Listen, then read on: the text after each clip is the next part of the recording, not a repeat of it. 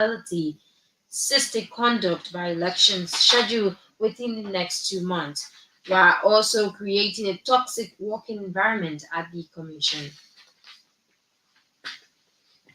A political pressure group concerned citizens for the protection of the Constitution, democracy, and the rule of law has accused the Liberia National Police and National Security Agency of human rights violation.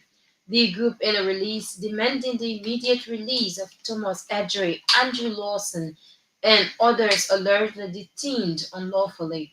Thomas Edry, who was arrested near the Capitol building on December 18, 2024, has been reportedly enduring brutal torture, including beatings and death threats. The group alleged that NSA officers pressured Thomas Edry into confessing to false accusations regarding the Capitol building fire incident. The group asserted that the misuse of power is a national disgrace and a threat to democracy, accusing the Bouacar Koun administration of using state security forces to suppress and silence critiques. The group also threatened to distance its chairman Janjay Baipai from what they called fabricated allegations by security agents, calling for an impartial investigation into the security officers present at the Capitol during the legislative impasse. They further appeal to opposition leaders, civil society groups, and international partners to come together to protect democracy and address human rights abuses. Majority Bloc leader Representative Richard Kuhn, along with other members of the House of Representatives and the Liberian Senate, joined President Joseph Walker in Buchanan City for the official launch of the arrest agenda. The event, held on Wednesday, January 15, 2025, served as a historic platform to unveil a comprehensive citizens centered development vision aimed at addressing the country's pressing needs and fostering sustainable growth. In attendance were scores of citizens from Liberia's 15 subdivisions alongside government ministers, civil society representatives, traditional and religious leaders, and international development partners. Speaking during the official launch of the arrest agenda, Representative Richard Kuhn commended the administration effort to prioritize the aspiration of Liberians. According to him, the agenda reflects a shared vision for a better Liberia where every citizen will have a stake in the nation's prosperity. Representative Richard Kuhn at the same time vowed his fullest support to what he described as a transformative roadmap. The Workers and Contractors Union at Firestone Plantation on Wednesday staged protests at the Ministry of Labor, demanding salaries and benefits owed them by the plantation. The workers claim that authorities at the Firestone plantation has refused to pay their benefits and just ended salary after several months of providing services. They describe the action of authorities of the Firestone plantation as wicked and a breach of the labor law of Liberia, adding that such situation has left them unable to provide for their families. The aggrieved workers at the same time said their action is intended to inform government for immediate intervention. The Majua Foundation has dedicated the newly constructed Majua Memorial Hospital Center on Keba Road, Bannersville. Addressing journalists at the dedication ceremony on Wednesday, the Chief Executive Officer Charles Leon said the dream of constructing a health center stemmed from a conversation with a pregnant woman who had struggled to seek medical attention due to the lack of health facility in the area. CEO Leon added that the health center will provide quality health services, including advanced testing and screening for women, children, and other residents in the community for an affordable price. He clarified that his gesture has no political intent, stressing that he believes in working in the private sector to help underprivileged Liberians. The Majua Foundation is a non governmental institution that seeks to promote healthcare, education, and assist underprivileged Liberians through community services.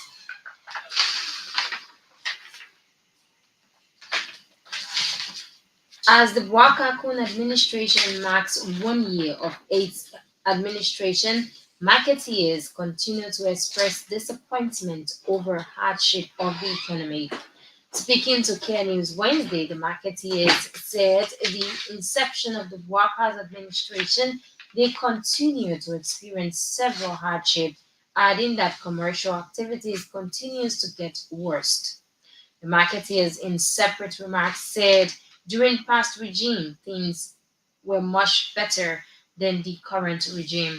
Meanwhile, the marketeers have called on government to live up to campaign promises by improving the living conditions of citizens. The Press Union of Liberia says it stands with Daily Observer's journalists in response to police interrogation. In a release dated Tuesday, January 14, the union said two journalists from Daily Observer's newspaper by Best and David Yette appeared before the Liberia National Police with their representatives. This appearance follows ongoing interrogation and harassment of the journalists related to their reporting on the recent mysterious death of Anwar Futo, general manager of Boulevard Palace Hotel. According to the release, Tuesday's meeting, which was scheduled in accordance with a prior agreement, was disrupted when police investigators from the Crime Service Division stated that they could not proceed with the officers spearheading the investigation, noting that he was attending a family bereavement, thereby asking the journalist to leave. Your release noted that the investigators' decision to suspend further questioning at this time in hopes that journalists' cooperation on Tuesday marks the conclusion of unnecessary harassment. This marked the third time that journalists, best and yet, have been summoned to the LNP headquarters following requests from investigators who had previously labeled journalist Yetes as a person of interest in a case that raises critical questions about press freedom and the rights of journalists in Liberia. The Liberia Immigration Service Alliance has deployed a total of 528 officers across the country to enhance border security and strengthen immigration control. This strategic deployment is aimed at ensuring the safety and security of Liberia's border and growing concerns over illegal immigration and transitional criminal activities. The officers have been assigned to key regions in the country with the highest number of officers deployed in Nimba. Deployment to ensure aims to ensure the immigration officers are present in critical regions of the country, especially those near international borders, to prevent unlawful entry and the movement of contraband and illegal activities. The Liberia Immigration Services also emphasized that this is part of a border strategy to boost security and manage immigration flows. The National Public Health Institute of Liberia has dismissed two staff and suspended several others for their role in the authorized removal and sale of 11 vehicles from the institution's compound. Those dismissed are George Watson, Special Assistant to the Deputy Director for Administration, and Pee Kwekwe, Director for Logistics. Others who were suspended without pay include Darlington Tomba, Deputy Director for Logistics, Lame Jersey Driver, Jerome Pony Driver, and Kennedy Driver. Meanwhile, Enfield has recommended to President Walker to dismiss the Deputy Director for Administration, Dr. Adama Lincoln, for masterminding the removal and disposal of the institution vehicles and faking documents of the General Service Agency to take ownership of the institution's property. That's the bulletin, and it's back to you now, Jeff, for continuation.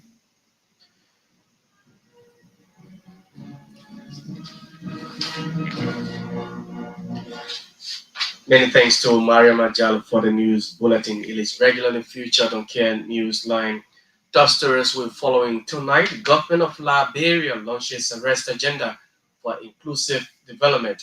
President Joseph Waka says the agenda will ensure a brighter future for Liberians. That story is just ahead of us.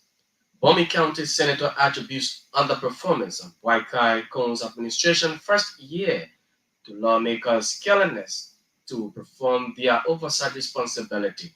Senator Edwin Snow blasts his colleagues for confirming appointed officials without due diligence, for actions deemed as disruptive to public order and stability.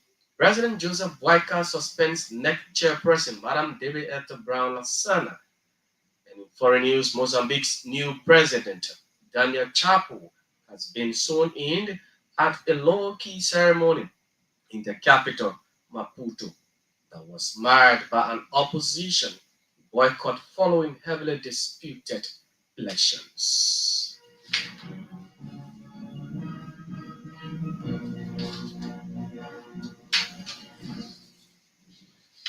Welcome back. Thanks for joining us.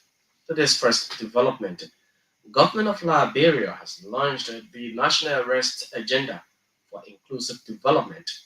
The agenda, according to government, is aimed at fostering numerous development across the country.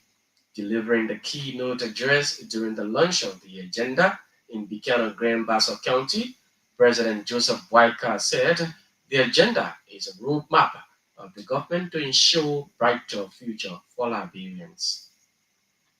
We now have a new chapter in Liberia's history. The launch of the arrest agreement inclusive development AIDC. Our approach is to comfort national development plan and to put county development agenda. At least this is the first time I have seen the county development agenda understand the minister of the current rulers. This meeting represents a time that a shared vision and a very commitment and a real sense of efforts to secure continued implementation of Liberian Asian Catholic credit leading to brighter future for every Liberian. We rely as a roadmap to help every No, it was the Liberian love from the Why common you holiday and guide the world to function the lower middle income country.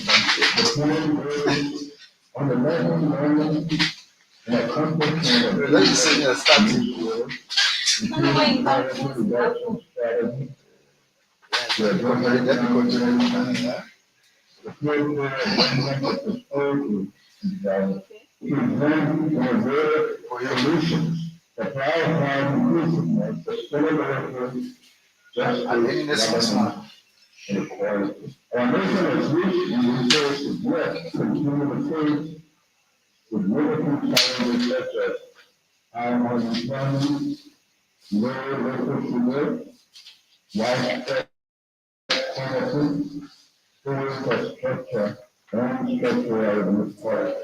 These issues are pure instability and human are good. We must develop deliberate action to address these challenges effectively. AID and CDs present strategies supported by ambitious programs aimed at addressing multidimensional poverty affecting a significant portion of our population.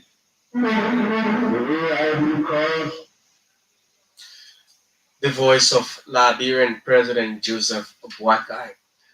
Well, in a related development, Majority Bloc Leader Representative Richard Coon, along with other members of the House of Representatives and the Liberian Senate, joined President Joseph Boakai in Buchanan City for the official launch of the arrest agenda.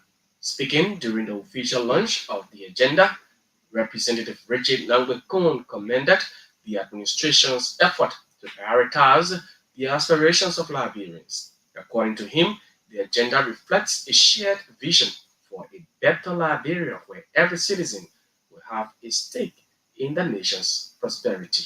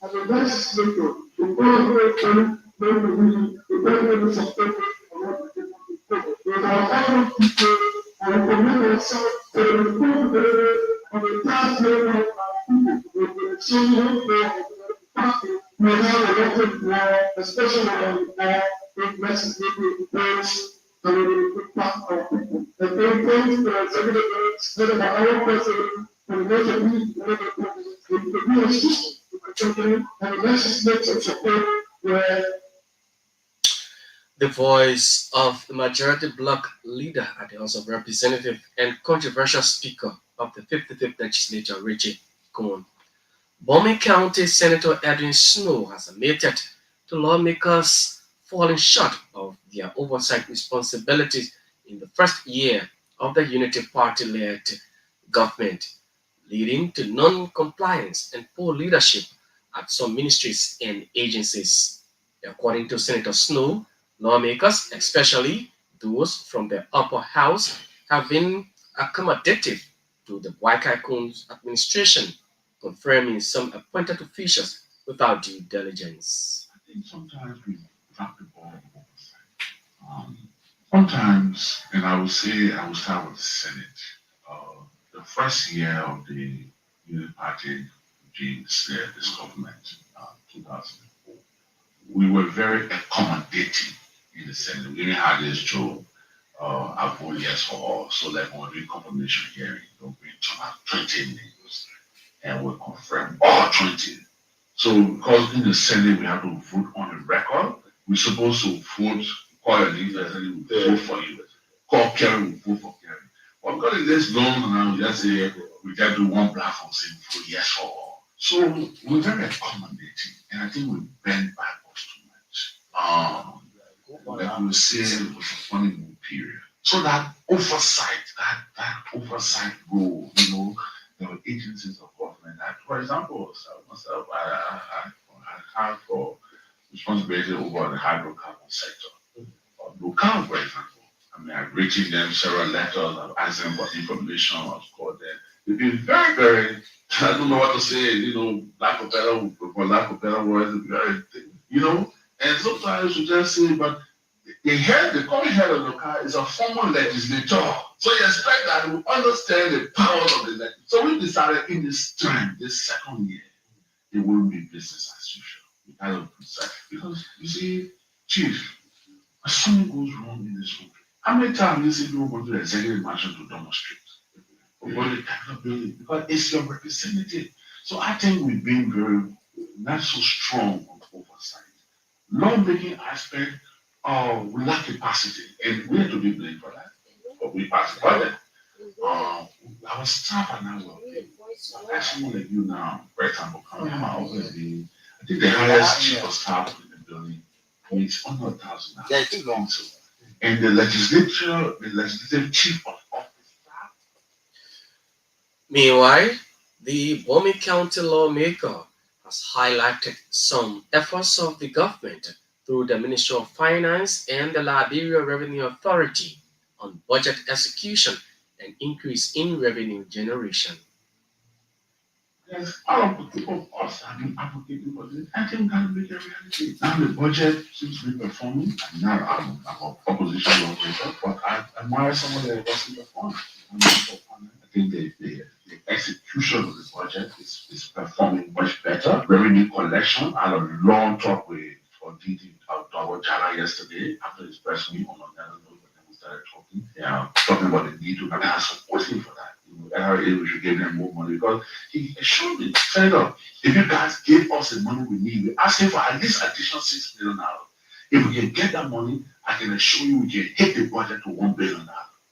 So if you're collecting 700 million, and someone say, give me 6 million addition, and I will hit it at 1 billion, what should stop us from doing that? So I'm one of those now inclined to champion the cause of the NRA in the Senate. I'm not a member of the budget committee. Well, I'm a very good relationship with Senator. They said that even the surplus I'm giving, he said we still get some account that we haven't fully reconciled yet. So when we done with all of that, there will add another $2-3 million on top of what we declared already. You know, and he said one of the things I'm going to do, two things he said to me want to do. He said, one, I want to give my workers, my staff incentive for the work they have done and everything. I want to pay them. The voice of Bowman County Senator Edwin Snow. The Workers and Contractors Union at Firestone Plantation on Wednesday staged protest at the Ministry of Labor, demanding salaries and benefits owed them by the plantation. The workers claimed that authorities at the Firestone Plantation has refused to pay their just salaries and benefits after several months of providing services. They described the action of authorities of the Firestone Plantation as wicked and a breach of labor of Liberia, adding that such situation has left them unable to provide for their families. We as contractor workers, we are not being treated fairly. Our situation, our children are suffering no good education. So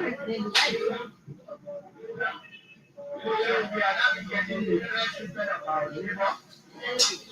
We are working with fire contractor services. It is about unfair labor practice that we are receiving on the ground.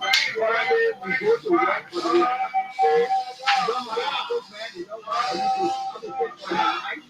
When you advocate, you are dismissed. On my life, the new labor have to intervene so that I can go back to work.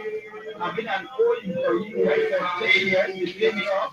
I've been working for over 6 years. This is my 7th year. So they decided that since we are advocating for the right of the workers, they don't want to see it on the farm. Currently, we have over 4,000 children that are going to school. They sit on the floor, they walk to go to school out of the house. We don't have to because we use guys as other employees have. So we have all that we are not getting hospital benefit. In social security, there's no guarantee that our wages are going, that we will receive the just benefit. At the same time, our working conditions are poor, our working conditions are deplorable. We don't have safe drinking water. We are even entitled to electricity. You also not pay all the holidays at the daily. So even now, Brian is saying that we don't even do guiding. So how do we make? This is why we are protesting so that the government can come to be able to address our plight and give us our rights.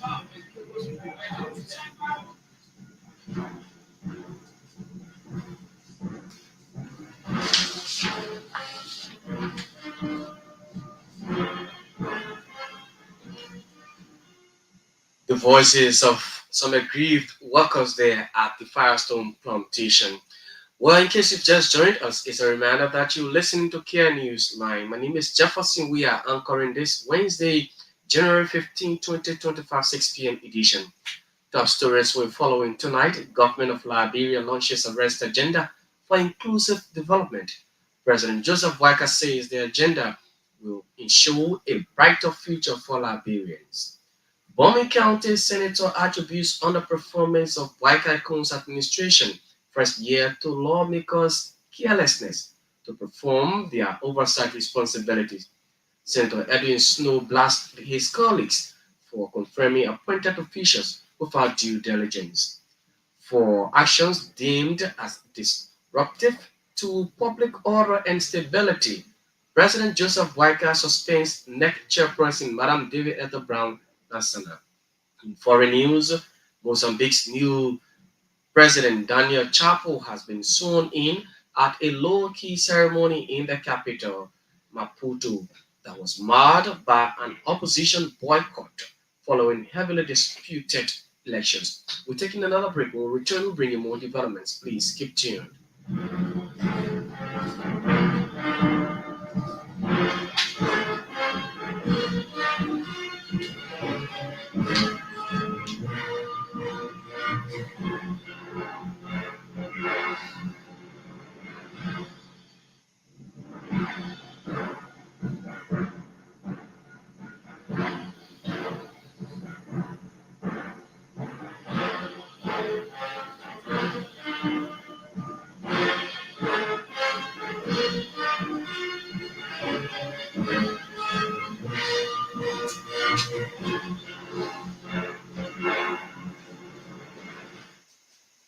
Welcome back and thanks for being there. In more development, the Marajua Foundation has dedicated the newly constructed Marajua Memorial Health Center on Kebaro in Bannersville. Addressing journalists at the dedication ceremony on Wednesday, the Chief Executive Officer, Charles Slayon, said the dream of constructing a health center stemmed from a conversation with a pregnant woman who has struggled to seek medical attention due to the lack of health facility in the area. CEO Slayon added that the health center will provide quality health services, including advanced testing and screening for women, children, and other residents in the community for an affordable price. Been a guy who was born in Newtown. Went to America, was able to get some money. Coming back to build a house, and I got where the station to build a house. I found out that we encountered a pregnant woman. And she told us how it's very difficult to leave from ambush curve, with more than 8 ambush curve, come a new road to get a car has to go to have for treatment. And she expressed that several women died. Right there, the question came to me, why build a house when I'm just coming in and out of like that? And then we told her why it's to build a 100-bed hospital first. And then we invited that joint to build a hospital, of which by next Wednesday, we will be opening, doing an official walkthrough of the 100-bed hospital. And then when we got to Bannersville, we have a pharmacy down the street, and we observed that there is not an efficient and effective clinic here with an equipped laboratory system. So we said, hey, we want to knock on this joint to create a clinic that will provide up to standard state-of-the-art laboratory testing, and also will provide treatment in accordance with the health law or health guidelines, something like that. So we knocked on it, and here we are. Today we are opening our 15-bed hospital clinic located here in Blackville. The other things that Manjua Foundation is involved with, we currently own a vocational school, over 100 plus students in Soul Clinic. Manjua funded quarterly program to winners. So we pick 30 winners, we give them $300 a month. We first show them through some level of financial education. And after that series of training, we're able to give them the money and do a follow checkup on how the fund system. So with the services that we offer here, first of all, our registration process. He at the same time clarified that his gesture has no political intent, stressing that he believes in working in the private sector to help underprivileged Liberians. Then one person who believes in the private sector. The private sector holds more power than government. The private sector controls power.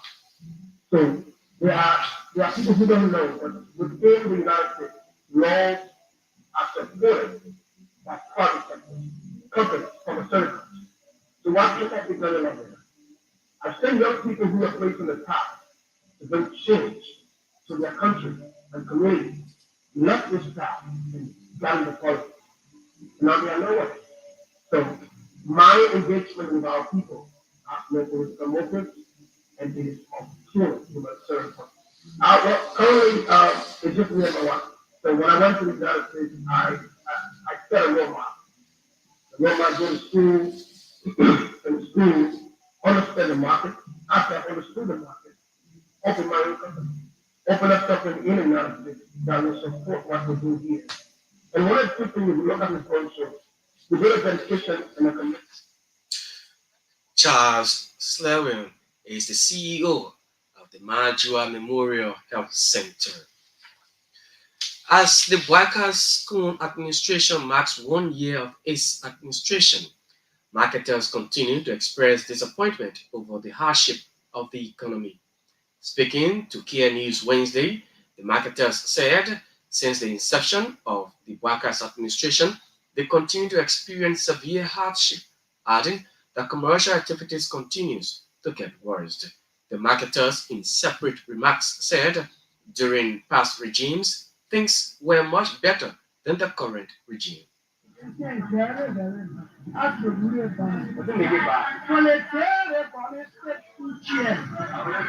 teachers begin class. When we put our food inside the rubber, at the end, so share on our way. Police back. They used to buy for me. So we have seen they used to buy. I want to eat that. I want everything. People try. People try to keep on rescue, and now people they try to keep on the phone. Rescue free. What you want into mess? What I mean when I say mess? If you go take people market with setting, and then you share, they don't fight for you. At the end, you'll be calling people, that's not sure, do the people you go lay down. You lay down with stroke, the people lay down with pressure. They pressure like a because of the hardship. And I was statement for the hardship when you go away. You go lay down, what are you thinking? You got 3, 4, 5 children sitting in the school. For you to afford or you to eat. No way. Let's compare me to change your quality. Let's see this, that's all. We are not talking about to tell you about that because I'm in fact. You not keep on the Nigerian.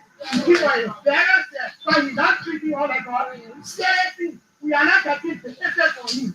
We not keep that for the poor. He keep on the rich. And when you go up, he take the rich people to benefit. So we suffer. Market here suffering. I'm ready here. In the market here. How we get here? I feel on back. Every day I fast up to now. The country is very hard. I used to pray here about my parents' things, I pay my parents' cookies, but they won't. They're fixing her car. Nothing. You, so you charge me and say, I said, they're baking for her, what's in her? Oh.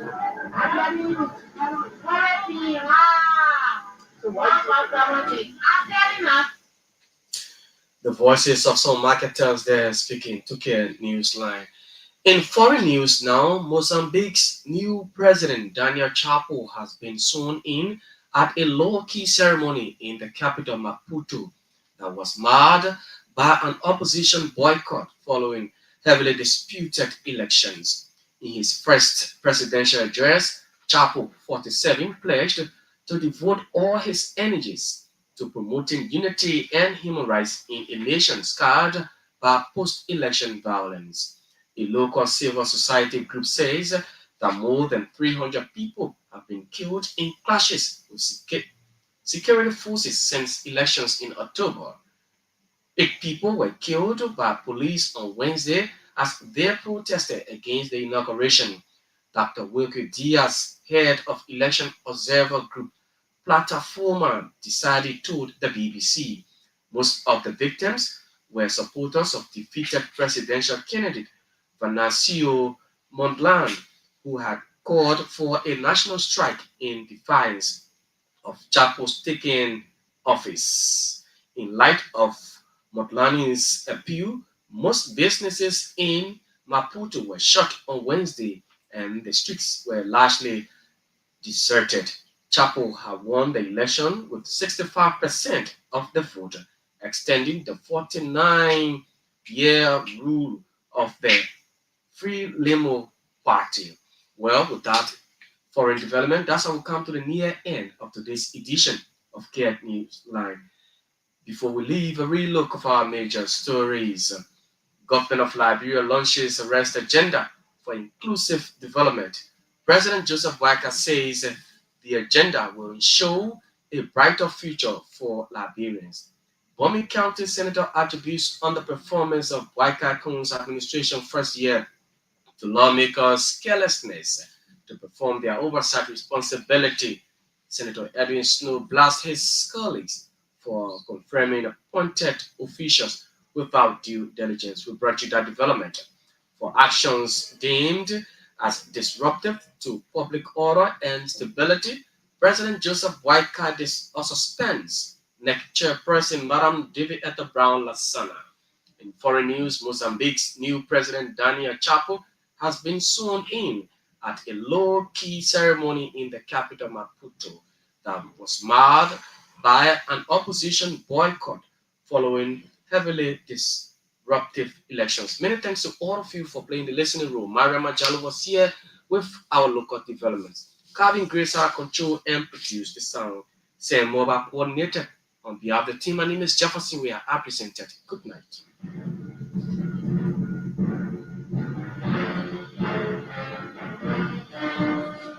Nando,